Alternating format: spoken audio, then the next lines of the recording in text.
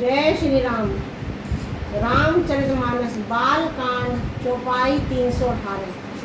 देखिए, बारात जनक जी के द्वारे पहुंच चुकी है और वहां पर वर जो श्री रामचंद्र जी हैं, उनकी इतनी अलौकिक रूप, इतना सुंदर कि जिसका वर्णन भी नहीं किया जा सकता। जो सुख भासिये मातु मन देखी राम बर बेशु, सोने सकहीं कई कल्प सत सहस शारदा सेसु। श्री रामचंद्र जी को वर के रूप में देखकर सीता जी की माता सुनैना जी बहुत ही आनंदित हुई। यानी उन्हें इतना प्रेम उमड़ आया, उनको इतना सुख मिला उनके नेत्रों को कि वे बहुत ही प्रसन्न हो गई। उसे हजारों सरस्वती और शेष भी कल्पों में नहीं कह सकते अथवा उसका वर्णन भी नहीं किया जा सकता। नैन नीरू हटि मंगल जानी, पर छिनी कहीं मुदित मन रानी।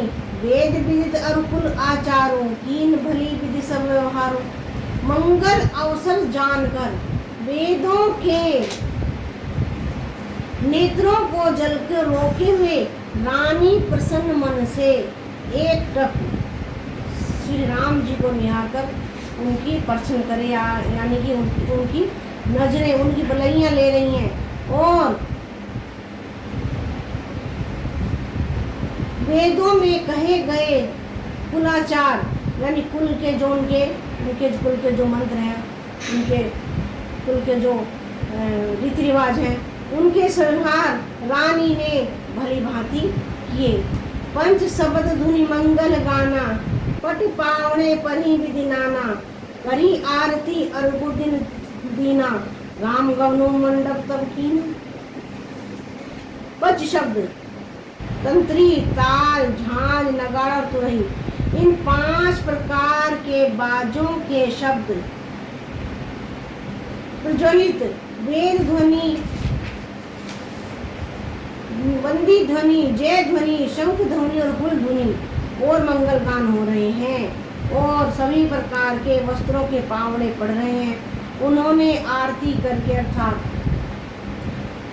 सीता जी की माता सुनैना जी ने आरती करके अर्घ दिया और तब उन्होंने श्री राम जी को साथ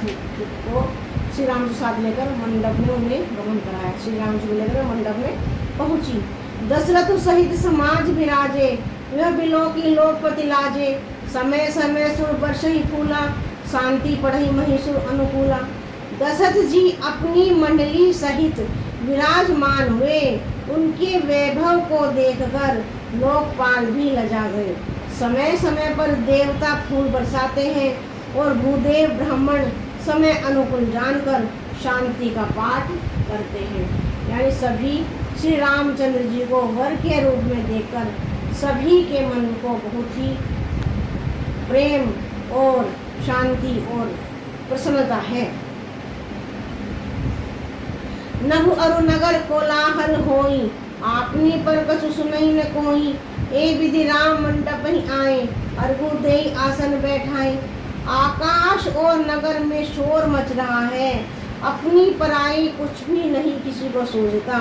इस प्रकार श्री रामचंद्र जी मंडप में आए और अर्घ देकर आसन पर बैठा गए, अर्थात सीता जी की माता जी ने अर्घ देकर उनको उचित आसन पर श्री राम जी को बैठाया। बैठारी आसन आरती करी, निरखी बरु सुख पावही। मणि बसन भूषण भूज बारही, नारी मंगल गावही। ब्रह्मादि सुरवर विप्र वेश बनाई, कौतुक दे कहीं। अवलोकी रघुकुल कमल रवि छवि, सुफल जीवन ले रखही। आसन पर बैठाकर आरती करके दूल्हे को देखकर स्त्रियां, अर्थात दूल्हा श्री रामचंद्र जी, सभी स्त्रियां बहुत सुख पा रही और प्रसन्न हो रही दूल्हे को देख देख कर। देखा कितना सुंदर सजीला दूल्हा जनक जी को मिला है। वे ढेर के ढेर मणि वस्त्र और गहने निछावर करके मंगल गीत गा रही हैं।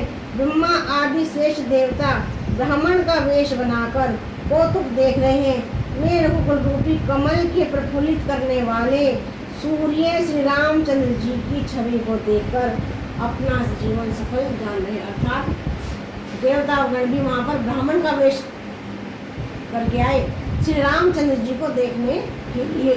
बोल सियावर रामचंद्र की जय। मंगल भवनीय मंगल हारी, प्रभु सुदशरथी अजर बिहारी। जय श्री राम। चौपाई 319।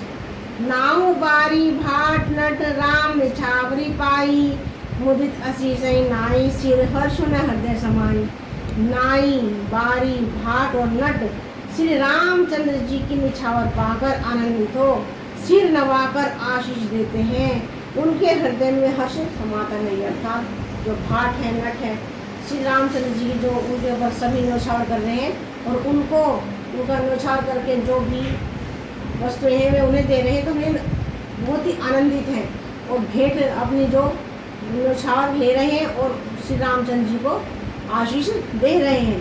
मिले जनकु दशरथ अति प्रीति, करी वैदिक अलौकिक सब रीति। मिलत महादेव राज विराजे, उमा खोजी खोजी कपिलाजे। वैदिक और लौकिक सब रीतियां करके जनक जी और दशरथ जी बड़े प्रेम से मिले। अर्थात अपने पिता से दशरथ से श्री रामचंद्र जी वैसे बड़े प्रेम के साथ मिले, क्योंकि उनको विश्वामित्र जी अपने साथ लेकर आ गए थे। दोनों महाराज मिलते हुए बड़े ही शोभित हुए। गांव कभी उनके लिए उपमा खोज खोज कर लजा गए, यानी कि इतनी सुंदरता दोनों की कि कवि को भी कहने के लिए शब्द नहीं मिल रहे हैं। लही में कतहु हारी ही मानी, इन सब उम्मीद